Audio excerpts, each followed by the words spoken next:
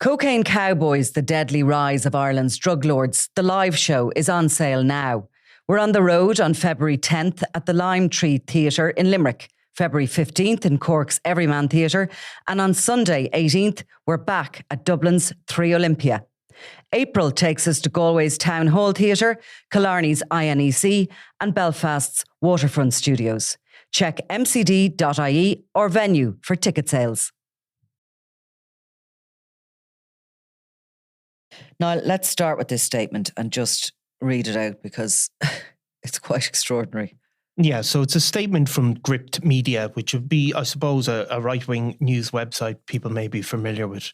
And the statement starts, "This morning, just after 9 a.m, more than 17 hours after the story that appeared on this page on gript.ie was published, the Garda press office contacted Gript to say that the unnamed person referred to in the story that appeared at this link yesterday is not, in fact, a person of interest in the events of last Thursday, obviously regarding this stabbing." Sorry, but just to stop you there, like heart-stopping for a journalist, like that call, that suggestion, that you had named somebody who was not the right person in connection with the events of last Thursday being the most high-octane. Yeah. So, I mean, in fairness to them now, they didn't name him, but they identified an Algerian man, and they detailed court cases that he'd been involved in for seeking nationality or seeking and the state seeking deportation. So they left them unnamed, but obviously people put through by details. There was enough details, and that's referred to the wrong person. And you're right. Now, look, people have a lot of problems with Gript. Gript have a lot of problems with the media. There's a lot of back and forth. But you're right. It's a heart-stopping.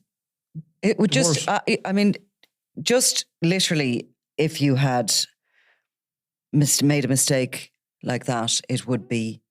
I would be just speechless. I wouldn't be able to sleep. I would be. Yeah, I think absolutely. The effect of that is the physical effect of getting that.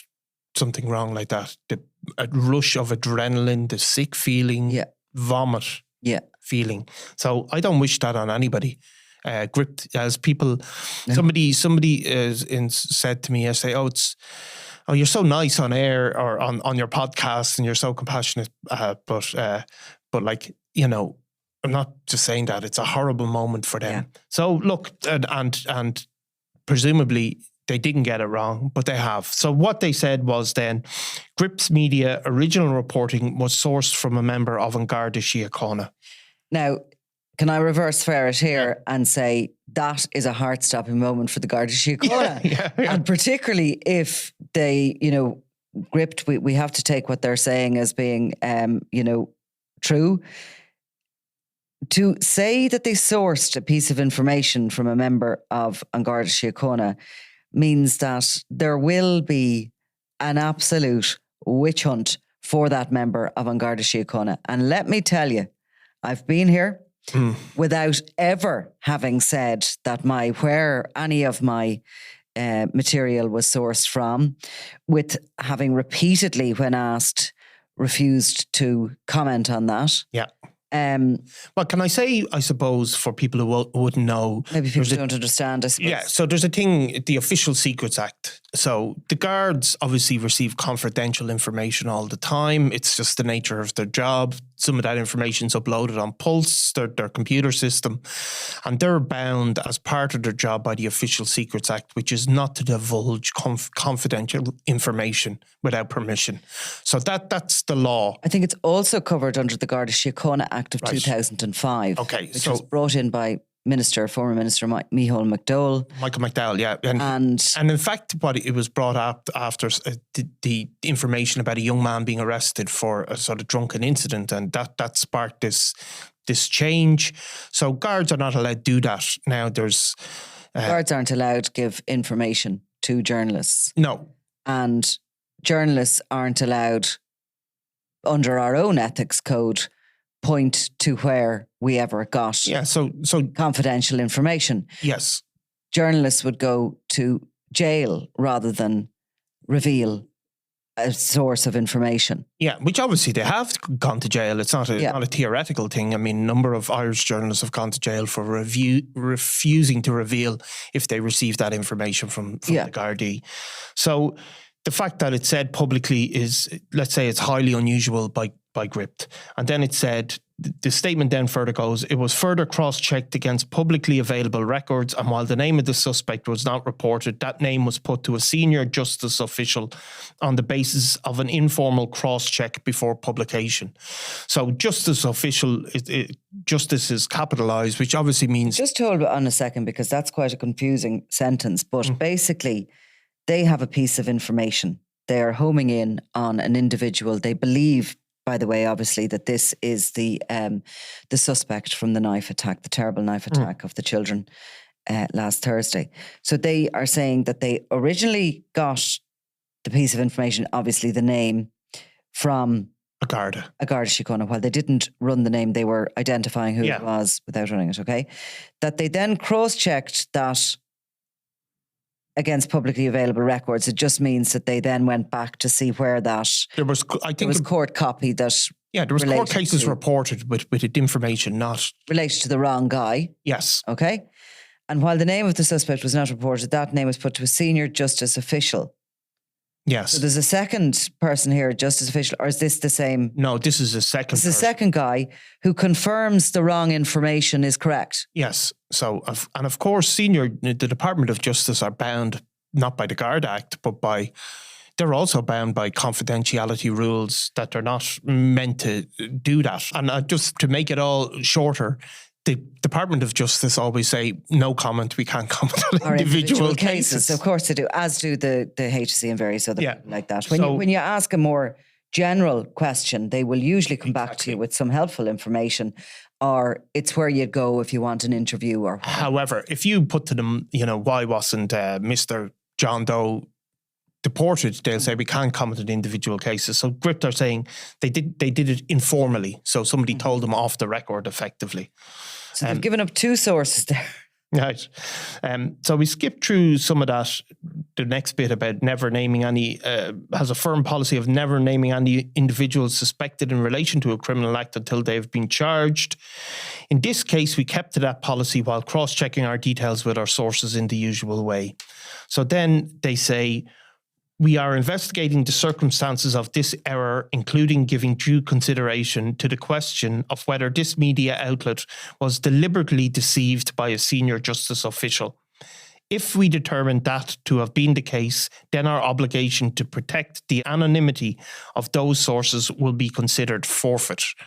So that is something that will possibly be of less interest. It's fighting language. It's fighting language, and it's something that has arisen in various discussions about journalism. Do you have an obligation to protect the source if they have fed you false information deliberately? Yeah. Well, it's certainly a case, but it's. I think a lot of people would disagree with them, but then again, there have been discussions about this in America actually, and there have been cases where people have breached that. But that's, I suppose, neither here nor there, because the consequence of all of this was that an Algerian man who has nothing to do with the attacks, who is not a suspect, who is not a person of interest, was named widely on social media in the aftermath of the Gript article, accepting for a start that Gript did not name him. However, other people put together bits by what they call jigsaw identification, found a picture of an Algerian man who had done an interview with a national newspaper a number of years ago. And when you woke up this morning, if people who are on Twitter or X, as it's known now, if you've been following any of this type of debate, will have seen a picture of an Algerian man, as I did. I opened it up and there I thought a picture of the man. I thought, is that the man? But anyway, So that has gone to how many hundreds of thousands of people can only be imagined, widely shared. Because everybody, let's face it, wants to see the face of the suspect. Well, they do, but they have. So instead of seeing the face of the suspect, they've seen the face of an innocent man, and that innocent man has been blamed for, let's be clear, the most controversial crime probably of the century in Ireland. And probably the worst crime we have ever seen against, one of the worst crimes we've ever seen against children, against innocent children. Like, we just don't see this kind of thing happening.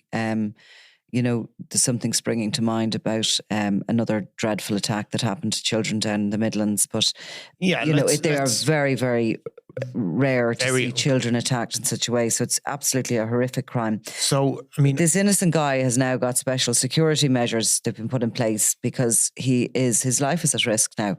Yeah, his life is at risk, and you know, his picture is out there. He's identifiable. Crazy stuff going around, isn't there?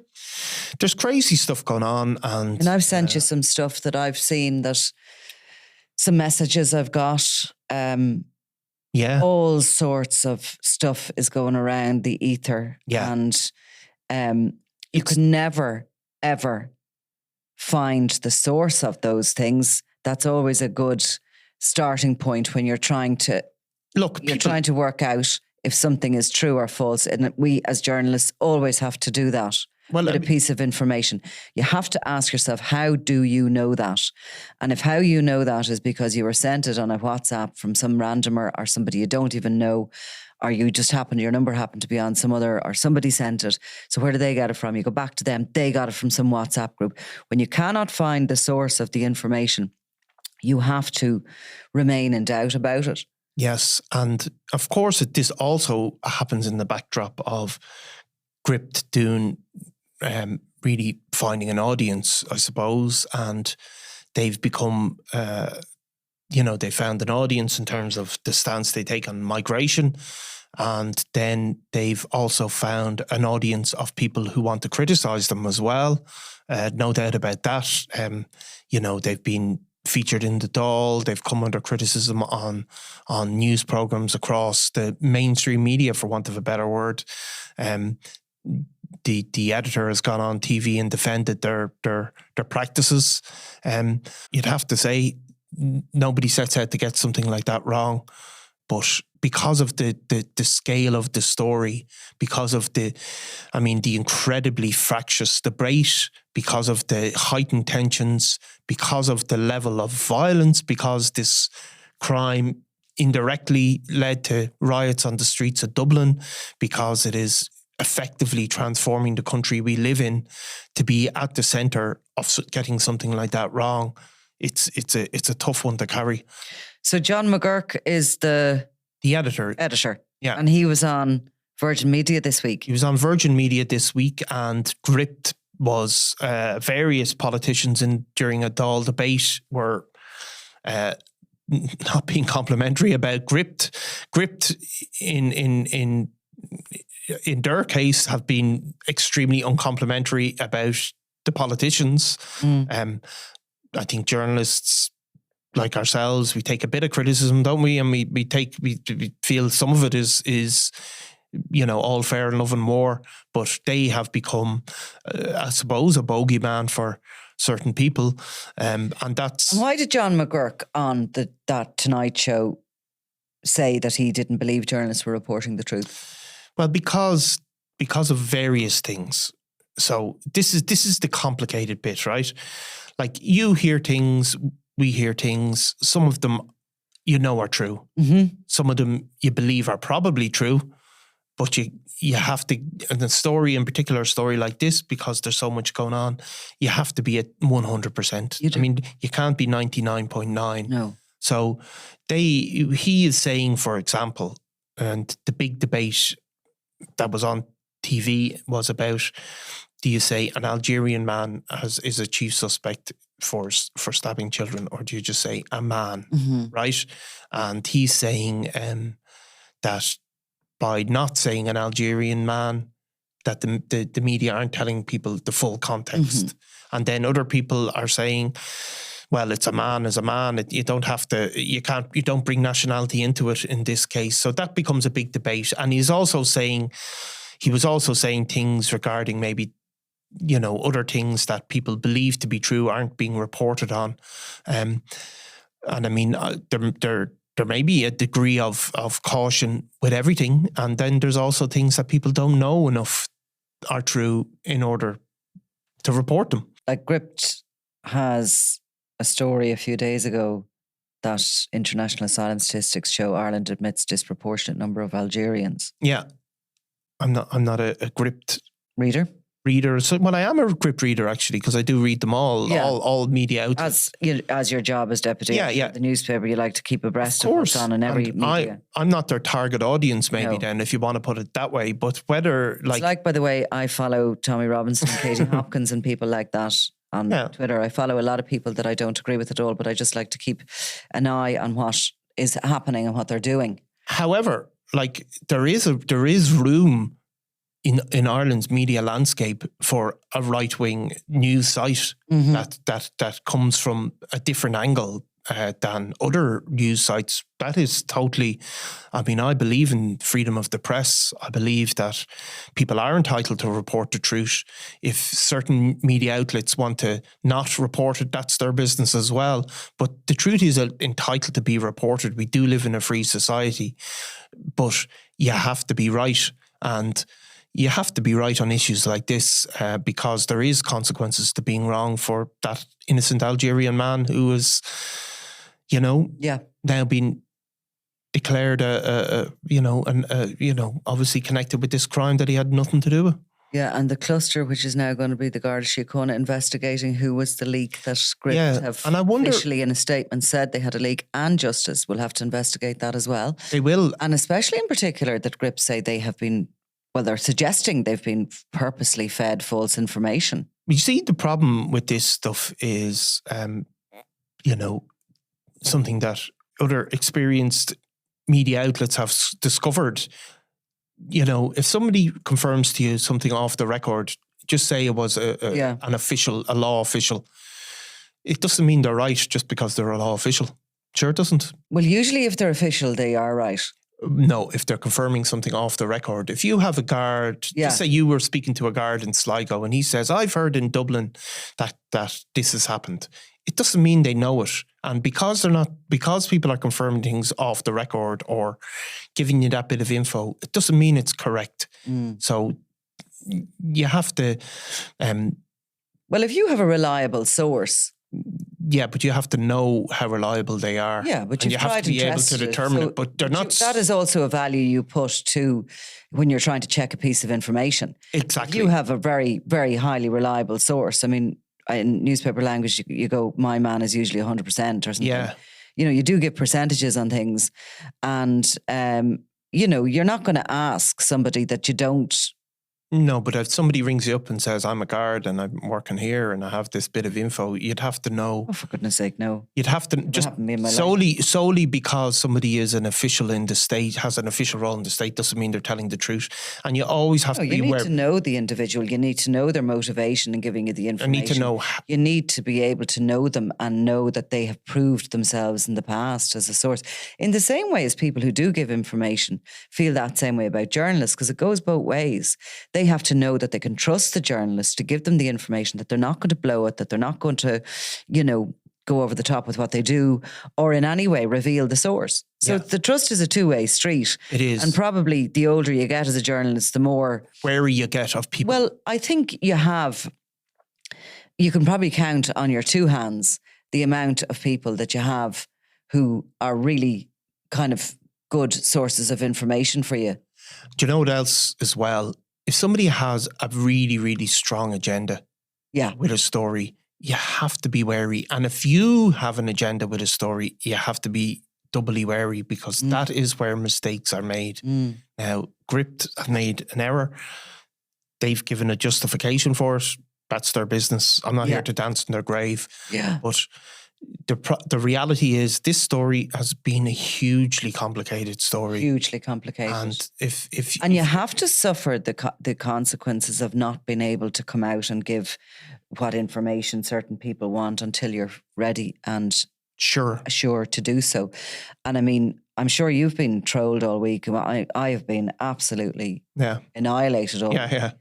But you have to suck that up as a journalist. You have to realise that this will die away again and all the rest of it. And nobody's going to force me into saying anything I don't want to or I'm not sure of saying. Yeah. And, remember with the health of people in hospital, like it's not this widespread knowledge. I mean, there may well be, there's going to be a small number of people who know. Mm-hmm. And you have to always know that. And the likes of what conversations are going on between people and those around them in hospital and more officials who are, guards or whatever. Again, you'd nearly need to be getting that from primary source. Yes. You wouldn't want to be picking that up from gossip and these WhatsApp, and with everything that's in the ether, there's a huge amount of false information being spread out there. And not always maliciously, like people believe what they're saying and it's very easy to, because they're telling you something. So, I don't know. There's also this kind of, it started with, I suppose, Trump and everything. And, you see Andrew Tate, you see them all. You see Robinson claiming he is a journalist. I mean, Tristan Tate is jumping in on this situation. He's a journalist now as well, is he? Yeah. Well, he's jumping in on the Ireland situation. Right. Yeah. Okay, but they're all journalists, you know that, because they're the real journalists. They're not mainstream media and all the rest of it. The fact of the matter is that the mainstream media, as they call it, you and I, are operating under really strong controls. Yeah. We have a press council, we have a press ombudsman, we have our lawyers who doorstep us constantly on the corridors here, by the way. And we also They're very nice though, because they want to listen to this conversation. So of course. Really lovely people. But they are all, every one of them, and those people are just trying to keep everything we do on the straight and narrow, which is something that we sign up to and we agree to, because we don't want to be doing Wild West journalism here. No. We want to be getting things right, accurate, being fair. Sometimes we might fall into a bit of an argument, but once we have each side is represented from you and I, we're happy enough. Yeah, look, people may feel different, but that is what that's the way we feel. Yeah. And the fact of the matter is that there's a huge amount of Wild West journalism out there. Yeah. There's Wild West podcasting, there's Wild West everything. But for those who seek the truth, in as much as we can give it and as much as we are ready to, when we are ready to, we give it. Yeah, exactly. And that's what the real media does. But the problem is, of course, that there is, like, I can understand if you have a right-wing leanings, you may feel underrepresented in the mainstream media. Yeah. Okay. So, and that there is a point there. I mean, if certainly you may feel that none of the TV or radio stations are on your side or the presenters there. And that's fair enough. But unfortunately, and I think there is a bit of a vacuum there, but what is filling it in this country is not, it's not replicating some of the standards. And I'm not talking about Gript there. I'm talking about other things where this, there's some of that stuff is going around on social media. It may well be true, but it may well not be. And we don't actually know. And I don't think. And we certainly don't publish until we're sure something exactly. is true. And the people that are publishing it don't know if it's true either. And that is the fact of it. That's the fact of it, yeah. They're just publishing it. As an aside, completely and utterly, because I've just done it 3 times there. Yeah. I keep sending myself emails.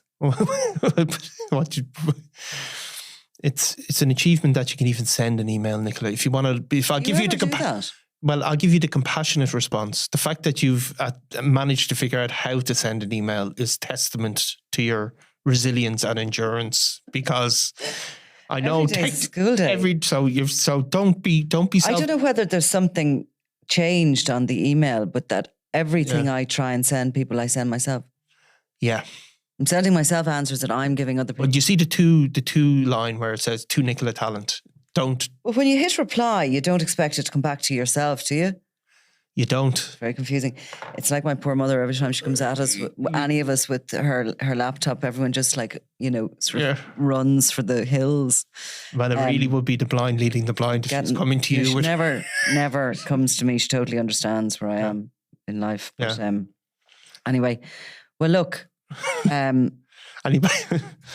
you can troll Nicola better. How to send an email would be nicer. Anyone with any explanations on what's happening there when I'm sending myself emails all the time are much welcome. Yeah, DMs are open. It'll break up the right-wing trolling a bit with email trolling. Actually, some of the trolling is so useless with me because I actually don't find it. No. Because I don't know how to get into my various messages and stuff. I've had a huge amount of trolling on one of the... Is it LinkedIn or something like that I've missed all of it? I've missed it back years.